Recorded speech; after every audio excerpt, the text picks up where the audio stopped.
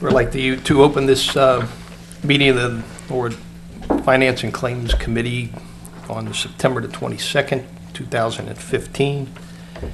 Members present: Joe Sanker, John Mumper, Steve Thornberry, and Tom Whittington. So we'll get started. Did you want to give us a little thumbnail sketch, and then we can have our presentation, and then we can go over any final changes? Just to kind of bring everybody up to date on the cash flow situation, I met with the mayor yesterday and discussed this. That's the City of Norwood cash flow sheet, one with the gray boxes on it. This is just a one-page analysis of the major expenses for the general fund on a monthly basis.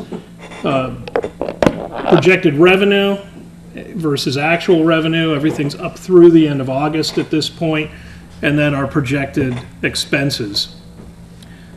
At the end of the year, if you look on the bottom right-hand corner, that negative $720,000 right now, with the current revenue situation and the projected expenses, that's how much we're going to be cash short at the end of the year. The number underneath that, $1,014,000, that number is with the existing debt that we still have, outstanding debt to the Police and Fire Pension Fund and the C9 Trust. So that'll be the total amount of everything up to that point. Basically what that means is as we move to the end of the year, unless the revenues tick up over this last quarter or the expenses are a little lower, we're not going to be able to meet all the expenses in December that we should be meeting. And there's a couple of pretty big ones that stand out. The Police and Fire Pension Fund, for example, you'll know this is the last year that there is a double payment. When they went from quarterly payments to monthly, which is the big reason why we've been lagging behind. When they did that, they took the extra payment, 1 month's payment, of the equivalent of about $170,000, and added those as December payments for 2013, 2014, and 2015. Never a good idea, because December is never that really prime month, but this is the way the state wanted to do it. We won't be able to meet that full amount. The Police and Fire Pension Fund, we are making regular monthly payments to them of at least whatever the most month in arrear is, or the equivalent of the current month that we would be paying applied to the month in arrears, plus extra. So it's usually anywhere between $130,000 and $150,000. We're paying at least $150,000. In some months we're paying $200,000 or $250,000 to try to catch up. But that catch up probably through the end of the year is going to have to slow down back to $150,000 a month to try to close the gap on that $720,000 shortfall. Similarly, the C9 Trust, we try to make $30,000 payments to them. We're not going to be able to every month. I'm hoping I can make a payment in October. September, there's not enough carryover. You can see the projected carryover this month is like $12,000, which is minuscule. Hopefully we can do a little bit next month, but then I think November and December we're not going to be able to. And anything we're not paying in December probably is not going to get paid in January either, because it is a triple payroll month in January once again, just like 2015. 2016, we've got 3 payrolls in January. Just to kind of give you an idea of where we are on our cash flow from the general fund, and to kind of let you know, as we move to the end of the year, we might be talking about taking some things that normally get December payments and moving them to January, depending on revenue, or February at the latest. So Jim, Yes. On October, November, and December, you've got, well, September also, you've got the C9 Trust highlighted and the Police and Fire Pension highlighted. There's several things on there that are highlighted, and those are areas of that we potentially may not be able to make the full payment on. That's why they're highlighted. Is that what the highlighting means? Correct. In a discussion with, I talked to Mr. Gatto, who represents the interest of a lot of the C9 Trust individuals. I let him know there's not a payment in September. Don't expect one because we're so short and it's so tight this month. I told him that out of those 3 months, we're going to try to make a payment in October, but November and December up in the air. I don't know at this point. And I would say January is probably absolutely not, just because it's a triple payroll month and it's the first month of the year when all of a number of different contracts, maintenance agreements, things like that have their payments. So January tends to be an expensive month, and adding that extra payroll in is costly. To give you an idea, that jumps us from about an $835,000 payroll to almost a $1.3 million payroll in 1 month. So we have to tighten our belts there through the last quarter, especially the last 2 months of the year and the first month of next year, and then we'll see how things go from there.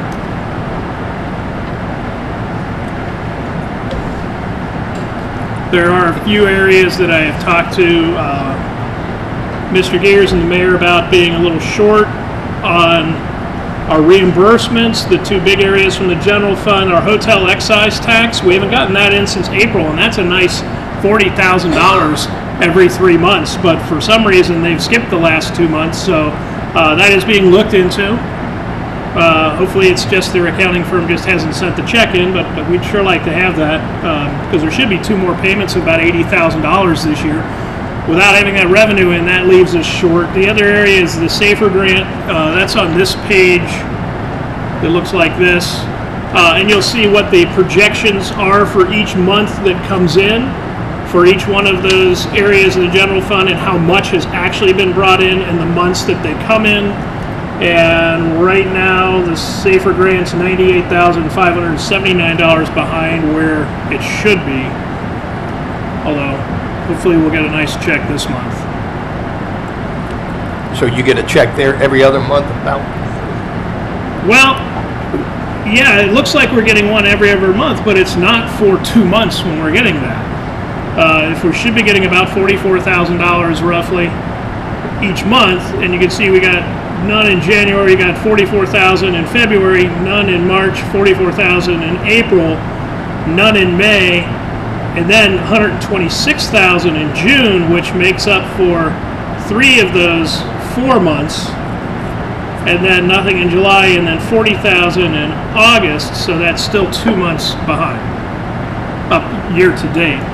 What we'd like to see is a more consistent cash flow, knowing that that $44,000 or $40,000, whatever that number is going to be, is coming in every month, and not skipping months and having it pile up, because as you can see on the cash flow sheet, there's months here where we're really short, and we don't find out when cash comes in for things till the end of the month, or really the beginning of next month.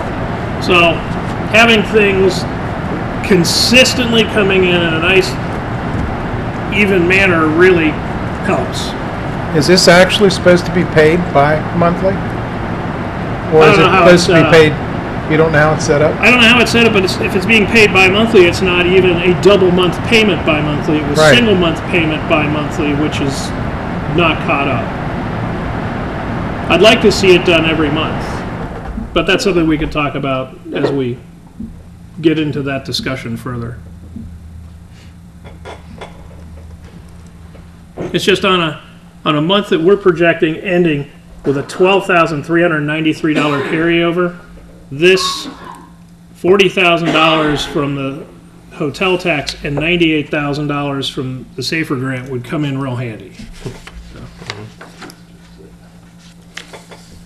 That's pretty much all I've got. Everything else I've got is the appropriations ordinance. I made a new sheet. The only real change you see there is from the tax department. There's a tax refund batch of $20,000. There is also a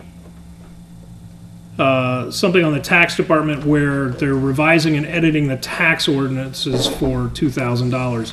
So I put those onto the proposed appropriation sheet, and I also put on the JAG fund, which was an issue of just appropriating money that's in the fund. We've gotten a letter from the police chief on that.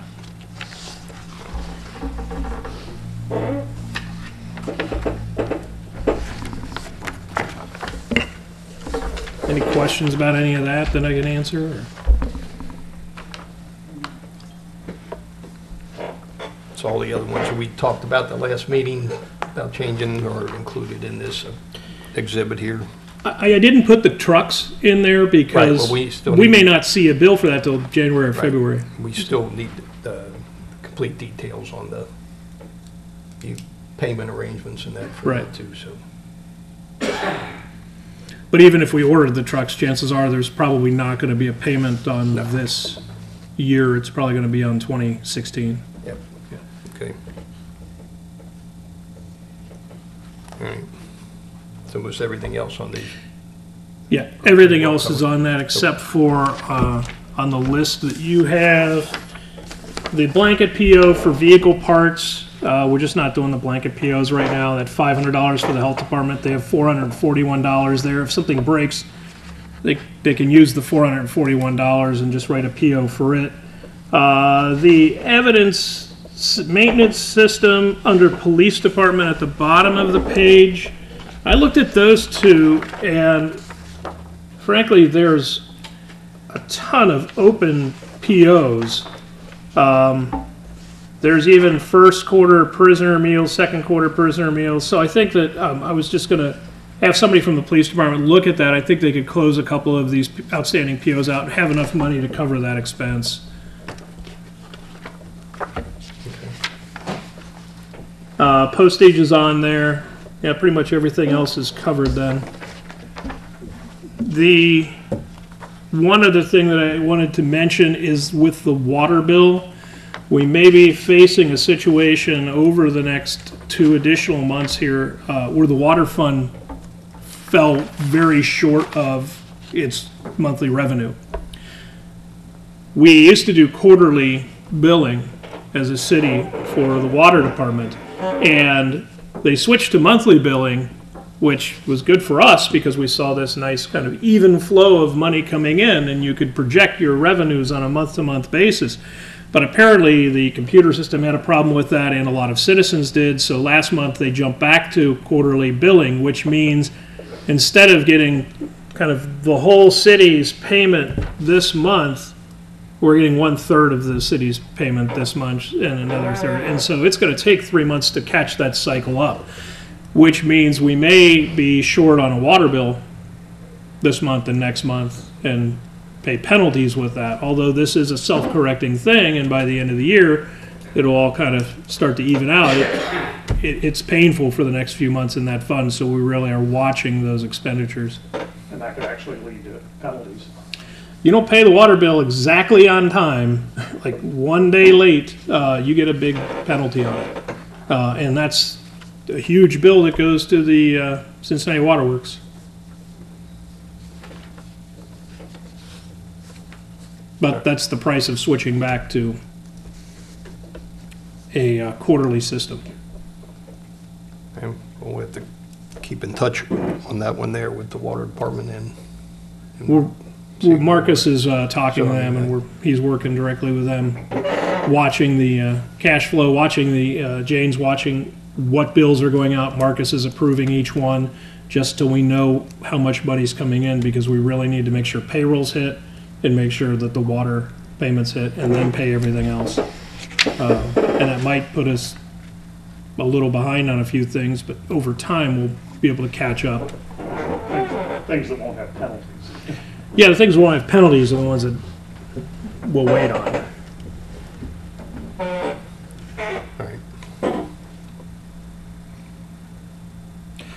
I did provide for you, when you talk about the 911 wireless, a sheet just showing what the how much the wireless balance is, how much that fund brings in on a regular basis. That is online. Anybody wants to look at norwoodauditor.com. It's under the revenue section.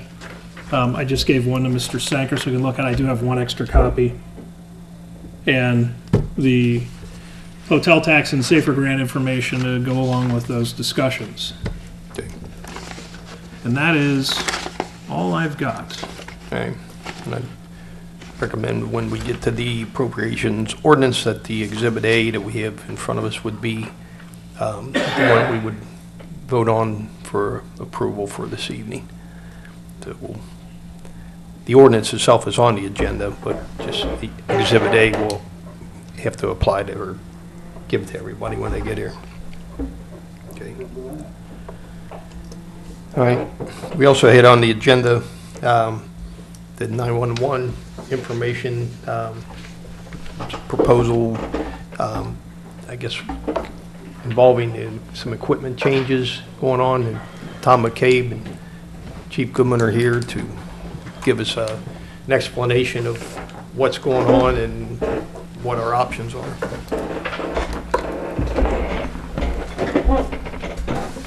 Thanks, Tom.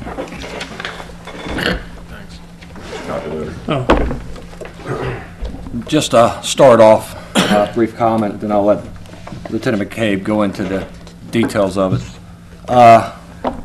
Everybody in the county switched over to a MARC system, which is going to be a statewide system. MARX. CS. Yes.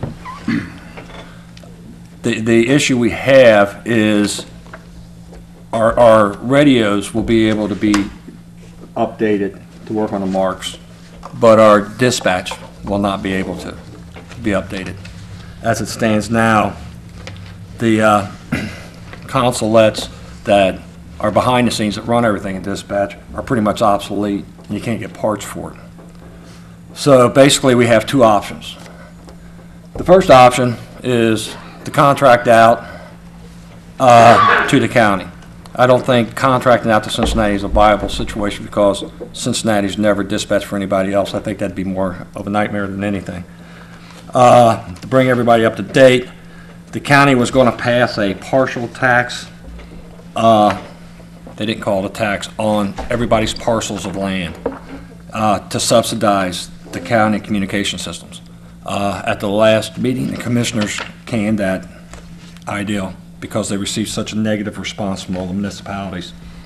So they informed the fire chiefs and the police chiefs. Right now, per incident or per dispatch, it's $20.40. Expect a 5% increase, they said, next year for your budget. So that's going to bring it up to $21.06, which is for a department, for just fire, it would be $80,000, $90,000 a year, and a lot higher than that for the police. It would be astronomical for the police. The second option we have is what he's going to propose is to update our dispatch center in order to be able to switch over to a MARC system. It's a lease contract, government lease contract. My suggestion has been that the cellular 911 money that the city receives be put in a separate fund overseen by the safety director, and it should partially fund this. It would still have to be subsidized to a certain degree every year. But then after that contract is fulfilled and this equipment's paid off, you're still going to have money that's dedicated to upgrade the communication system. Our problem is there's never the money there to upgrade our system. And if we're going to be in the dispatch business, we need to take it serious. That's the first line of communication. As of the beginning of next year, our dispatch isn't going to work. So we're under the gun on doing something about this. Tom's got the more definite dates. But like I say, you got the two options. One option with going with an outside agency, you have no control whatsoever over how much it's going to cost, depending on runs, depending on 5% increases, a hefty increase. A good part of the chiefs meeting every month involves their concerns over the rising cost of dispatch. That's always one of the hot topics at the chiefs meeting. It's a lot of money that these departments are paying out to Hamilton County Dispatch. And then, like I said, the other plan is to upgrade our system, have this money that comes in dedicated to this fund, overseen by the safety director, the service director, and commit to keeping our dispatch system updated. This is something that is very valuable to us. And just to let you know, when you go to an outside agency, the citizens don't get the service they get. Cincinnati, repeatedly, people get put on hold when they call 911. The big thing is the time the call's received to when we're dispatched is very fast in Norwood. and then our response time is usually 3 minutes. When we start going to an outside agency, we lose control of that call receive time because they have call takers, then they have dispatchers, and we lose control of how much time's taken. You know, in our case, a lot of times, they'll dispatch us right away, and then they'll gather information and give it to us while we're on the way. So our, from receiving a call to actual dispatch time's really fast in Norwood.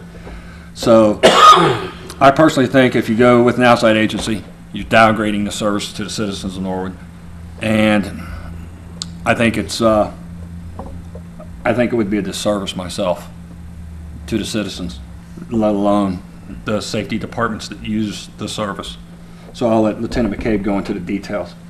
All right, in your packet, what you have, the first 2 sheets is a proposal from Motorola. It's just some general information about what we're looking at. Behind that is the City of Norwood project scope. It gives you line by line of items of what we're attempting to accomplish within this project. It's not just the radio system. We're actually trying to take care of some issues that have been long overdue, such as the radio tower on top of this building. The next packet in there is the lease. You basically have 4 options for lease terms. It's a tax-free municipal lease through Motorola. And then the next one is a radio system timeline. I kind of broke it down to show you guys where we started with this and to where we got, how we got here. And we've been dealing with this along with the police department for a long time. And the final sheet is the post-warranty and maintenance pricing, which is something that will be mandatory if you so choose to upgrade the system. You have that now. Thank you. You're welcome. Give you guys a little background on the radio system. The current radio system we utilize was constructed in 2010. That was constructed within an agreement between the City of Norwood and the City of Cincinnati. It was voted on this council floor to provide the City of Cincinnati a radio tower site at Public Works on Harris. In exchange for that, we receive radio channels for both the police department and the fire department that operates on the city towers. Great, it was a great deal. It was a great deal. The county as well was constructing a radio system at that point. They're very similar, almost like a mirror, but Cincinnati is one side, the county is another. Now they can communicate together, but they are separate entities. Fortunately for us, because of who we work with a lot, is we can use both. You know, we use Cincinnati, we can get called out in the county, we can communicate with both. So the radios themselves are the technology, it's just the system we're using. We started just having internal discussions about the assistance to firefighter grants. And we know that our portable radios, right here, have been in service about 10, 11 years. Parts availability is starting to become an issue with these, and so we're trying to be proactive and start looking at replacement. We know it's a large ticket item. We figure we could pass it on to the federal government, work that route. And that's where it started. We actually met with the Motorola, the Mobilecom rep, who is a Motorola reseller in this area, who let us know that the county and the city both were in discussions with MARCS. MARC stands for Multi-Agency Regional Communication System. It's an Ohio program. It's been around for a long time, but they didn't really have a foothold down here in Southwest Ohio. With that discussion, we're tied to Cincinnati, so we kind of are at the mercy of whatever Cincinnati does. So we started investigating to see what was going on with that, to see if that was true. Discussions with the tech department at Cincinnati, City of Cincinnati, with the fire department there and the police department. They were in deep conversations, and they actually had a tentative deal with with MARCS. And essentially, MARCS is going to absorb their system and alleviate a big expense. Both the county and the city have a zone controller. Think of it as the brain of the radio system that needed major either upgrades or replacements, and they had one for the city, they had one for the county. Well, they couldn't afford it. So they brokered a deal for the radio systems to be absorbed into MARCS. Cincinnati still maintains control of the towers, but it changes the game. And essentially it's a technology change. So that deal was signed in January 15, and we started getting piecemeal information as we tried to extract it because they didn't really tell us much. Cincinnati did a very good job of protecting Norwood. There is no charges for reprogramming of our portables or our mobiles in our trucks. And those have to be done twice, and you're talking 125 radios per combined between the departments. Marks has a user fee, and it's usually around $20 per device per month. We will never pay that. Cincinnati and took care of Norwood in that regards. It also gives us a much wider radio spectrum to use. Health departments utilize this. Schools use this. I don't know if Norwood does or not. I've not gotten that far into it. But it allows for a much broader communication. The biggest thing with Marks, with Cincinnati system right now, there's one zone controller. If that zone controller fails, our radio system is dead.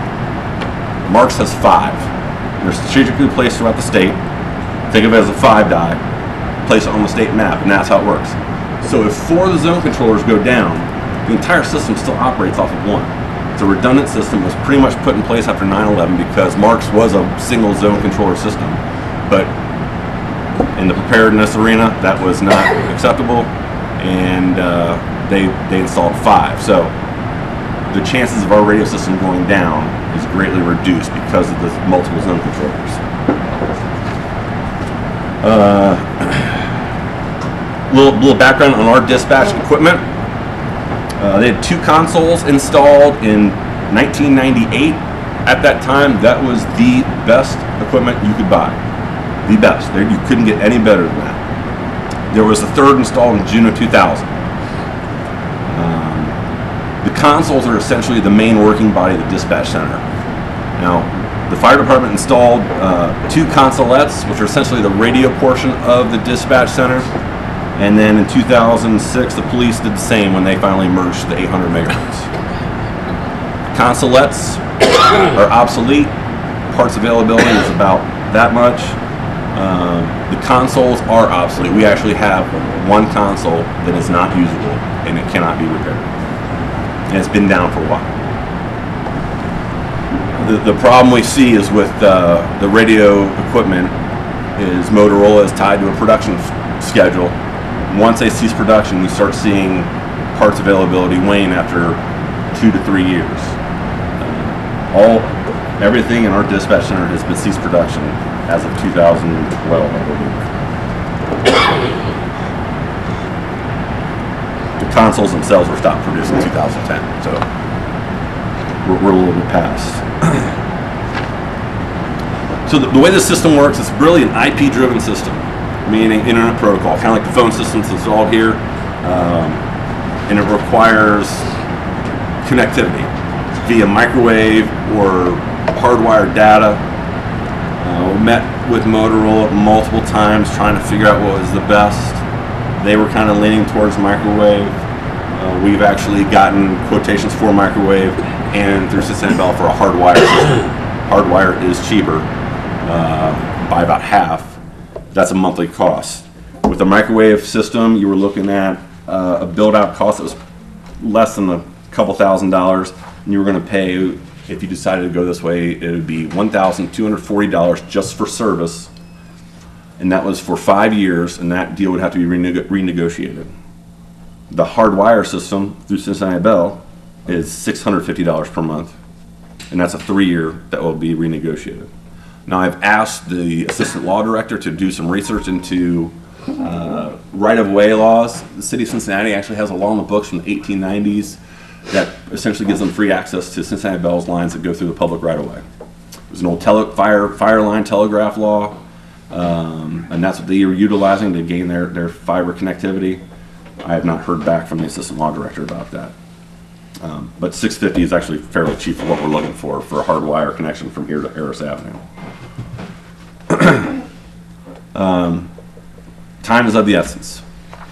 We were hoping to have this to you, but unfortunately Motorola did not provide us enough, a complete quotation until this past month. We've kept the, as soon as we had enough information to present to the safety director and the mayor, we did. I know there was some difficulty getting us in front of you guys. This pricing is $423,355. That's just for the equipment. That pricing is good till October, you have it on front. I want to say October 28th. That is state term bid pricing. It's a special price.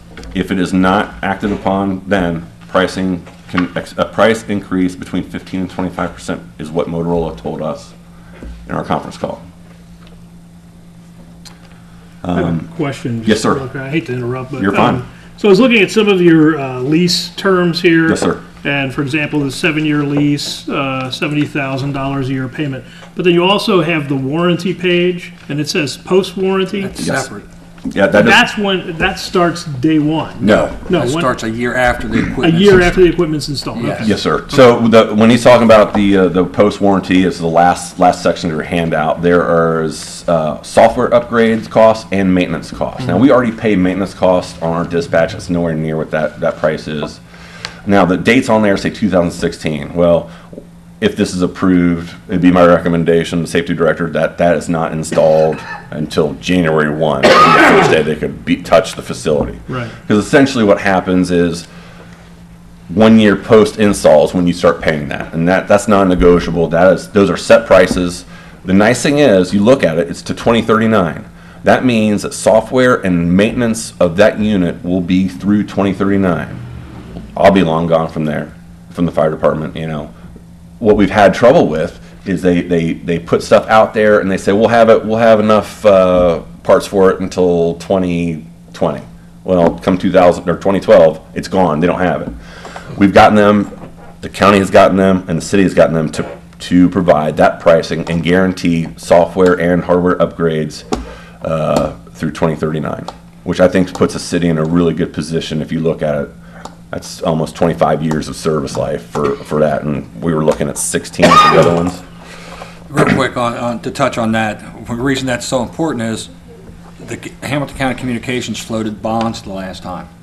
Well, the radio equipment became obsolete and they're still paying on the bonds. And that's why that issue became such an issue, because the availability, their equipment was obsolete and they're still paying on bonds.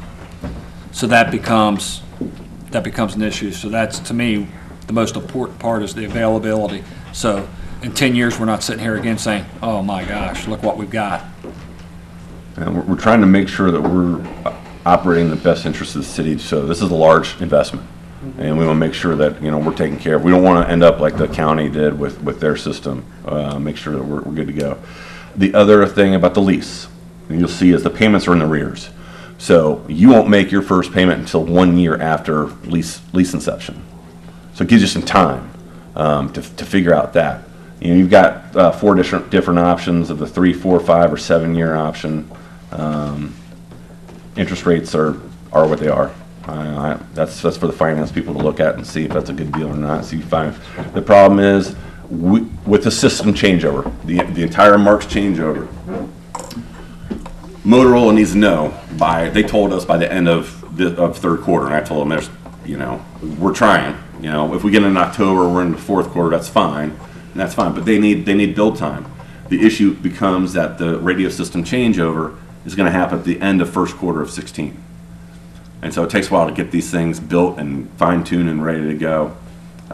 So, you know, we really wanted to have this information to you a lot quicker, but that's what we were kind of hamstrung with. It was a little late in the game because the city really didn't think of, during the changeover talks with Marks, they really didn't think about our dispatch center.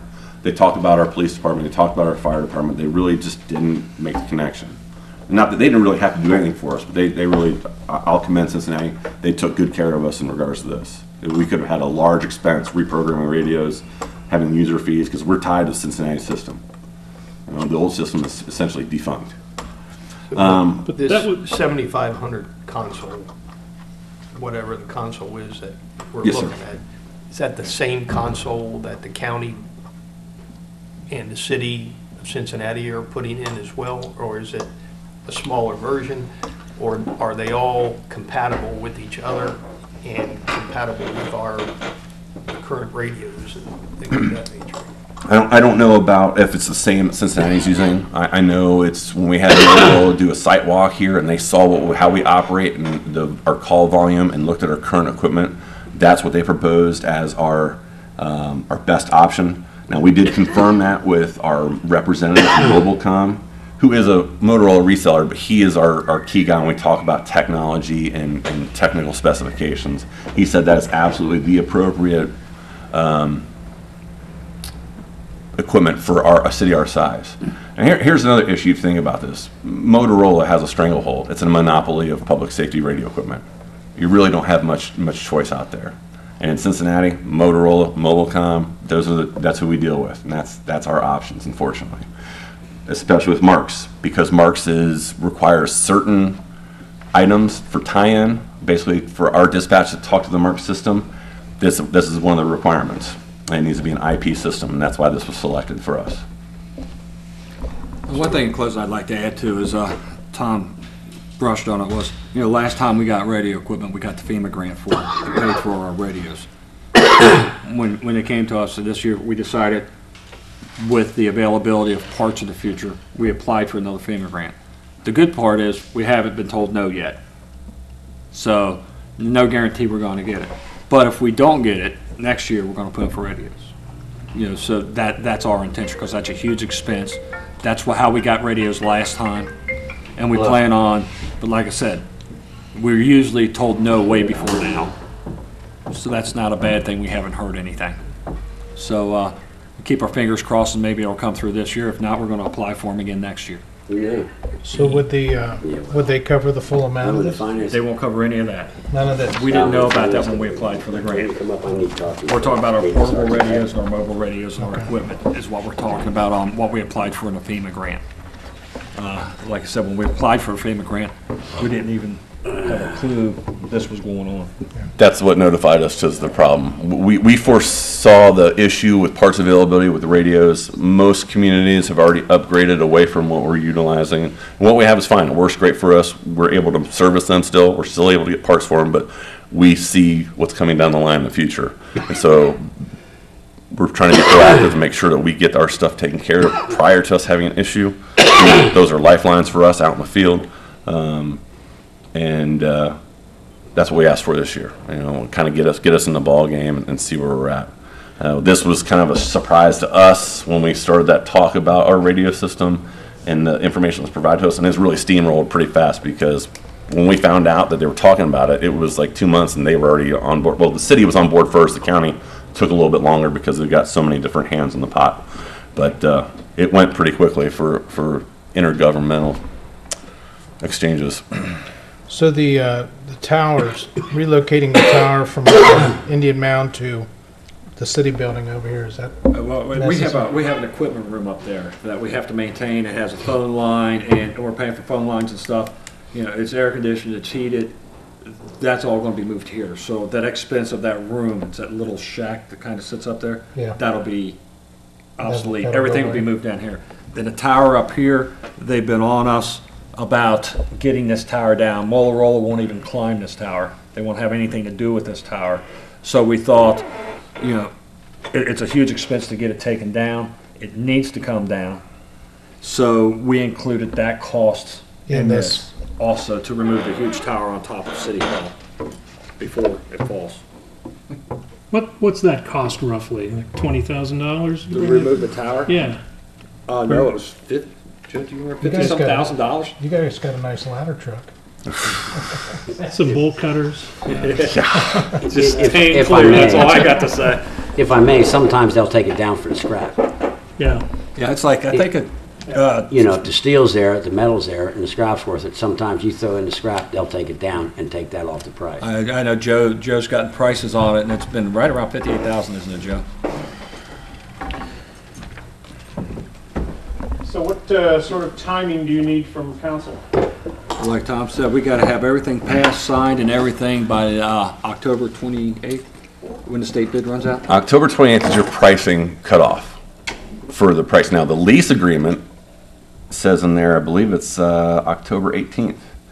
Now, that pricing, the lease run, they can rerun again. It's really up to you guys. But I can tell you from what we asked for, and the pricing really is supposed to be cut off now. Because they didn't provide us a complete quote, I requested them to extend it because they haven't provided us in a timely fashion. Ultimately, we need to have something in writing so that Motorola can start building the system to have it online and operational for the switchover by end of Q1 of 16. What's the cellular funding? What's your income on that? About $45,000 to $55,000 a year. Yeah, so you can average figure 45. if it's your pleasure to separate that and have a separate fund set up for this. You can't do that, but you can just earmark it for that. Once the revenue comes into that fund, you can't transfer it out to another one. But that's up to, Yeah, you can put they set stipulations their on that. appropriations You and can put write the PO stipulations for on it. the fund Right. that what it can be used for. That's what I would encourage you to do. I'll be gone, but I see how things disappear and things happen through the city through the years. I would definitely, if I was in your shoes, put stipulations on what it can be used for, and I would definitely make sure the service safety director oversees it. That's just my opinion for what it's worth. And dispatch doesn't have a solid funding stream other than the general income. And for them to have earmarked monies to maintain, and realistically, after this is taken care of, then you have to worry about the software, hardware upgrades, and that's a fixed number. You can plan that out for till 2039. Then you're looking at payroll costs. But my big concern is after this stuff gets older, and say the console, that's what they actually use to dispatch with, and then the consoles are in the back control everything. So right now we got one that's out. Hopefully, after this lease payment's over, we won't, or whoever it is, wouldn't have to come to council and say, we need money to replace this. Hopefully, the money would be there. So you've got a funding stream to ensure that the technology and the equipment's kept up with without having to, it's already kind of built into the budget. Until then, you're going to have to subsidize. And I would foresee this number with technology and landlines being eliminated, I would foresee this number going up. I don't know how big, but they keep talking that this is going to gradually increase. By going up, you mean if we don't do it now? No, I'm talking about the income from actual cost. The 911. the cellular money coming in. The cellular money has kind of followed the general economy. If we look at when we started getting money in 2006, it was $48,000. 2009, it was $56,000 a year. But then, obviously, as the economy tapered, 2012 went to 55, then 47 in 2013, then 2014, 45. So hopefully, we're going to see that start coming back up. What you really need to have is some more cellular towers built in the city of Norwood, because that's where that money is derived from. Any 911 calls that hit cellular towers in your town, that's where the money comes from. And again, to get back to my original question about council's timing, what date did we? Okay, so the lease that you have in front of you, and now I have a 147-page document that I'll provide to the safety service director. That's all the legalese have the law department look at. But that lease proposition in front of you is good till October 18th. I would say you're going to have October 18th. October 18th. I think you're basically looking at the first council meeting in October. To 13th? have an emergency meeting and have this thing passed. We've got one of these 2 weeks. I would say that's when you're going to have to take action on it. Yes. So that's my opinion. Your next council meeting, you're going to have to take action on it. They have, Say we do something with it on the 13th, and we say, well, yep, we're going to move forward. I mean, is the paperwork able to be completed and submitted by the 18th? I mean, I don't know what type of process you have to go through. well, the law department should have all the review and everything should be in place, and then we're just talking a matter of signatures. We'll make sure we have that stuff to the safety director so they can be distributed. We just received the official document, the official proposition for this. I just got the official one from Cincinnati Bell as well, so we will make sure we get that to them so they have that to the proper hands. The only thing that I would recommend is that you give us guidance on the terminal lease. So when we have the law department look at these contracts, they're actually looking at what you plan on passing. And I think that's something we need to buckle down on too. If we want to extend it out, for 7 years. In the short term, for our first lease payment being due a year from when we signed the contract, 2016 is a tough year. And I think that keeping it as low as possible. I hate to carry debt at all, and I hate to carry debt for a long time, but it's only 0.2% difference in a 5 and 7 year lease. So odds are we would be considering the 7-year lease as a primary way to go. The other thing, this thing kicks in, I mean, the radios that we have now and the communication back and forth with the county and the city, everything will still communicate without having to change those at this point in time. Correct. Yes. Or if I remember right, in the past, we had, Yeah, we had went to from change UHF radios. to 800. It was a whole separate system. Everything should be pretty streamlined. The major thing is the connectivity to the towers for our dispatch center. But that will all be handled by the IT department from Cincinnati Bell. That's who's, if you choose, or the safety director, you give him the leeway to make that decision to utilize half of the cost, versus microwave. That's what I would certainly do. And it's monitored, so it leaves our dispatchers in a better position for connectivity. And if at any point you have any questions, don't hesitate to call. And if I don't have the answer, or Lieutenant McCabe doesn't have the answer, we will find the answer out for you in a timely manner. Yeah. And we understand that, and we apologize for that. Yeah. And I think we'd like to probably, from the Finance Committee, make copies for the other members of council. And I guess the law director, and they already have copies. You have a copy of this right now? I've got a copy of this. Okay. And we can give them a thumbnail sketch of what's being proposed, and then have everybody have an opportunity to review the information and have a recommendation. Pardon me. Definitely by the 13th or before. If we find out that, hey, let's move forward on this, if we'd have to do something on a special notice, then That'd be great. The more time we have, the better However, it would be. but I think we'll recommend it, the other council members be informed, and that the committee take it under advisement and recommend, decision on the 13th of October. That way, too, if we have other questions, we can give you a call and get with you as well. And we'll make sure that at whichever meeting you have it at, that Lieutenant McCabe or myself will be present at the meeting to answer any questions. Yeah. Okay. Thank you, gentlemen. Very good. Well- Thanks.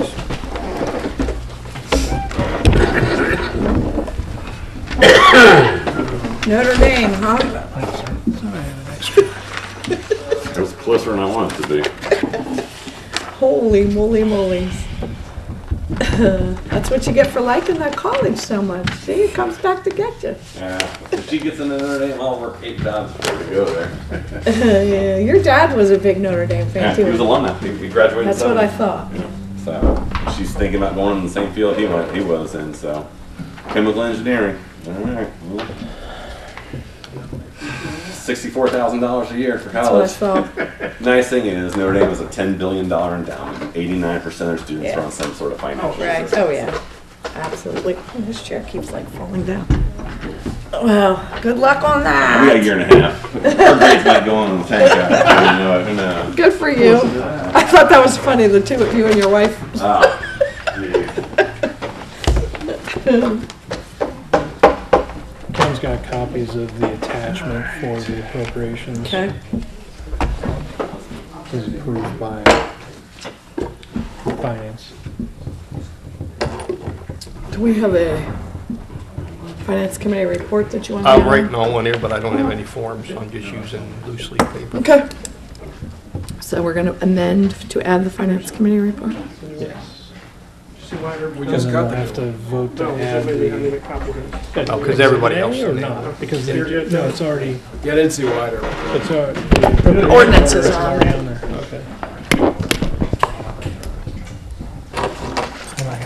Or is this up there? I just make copies.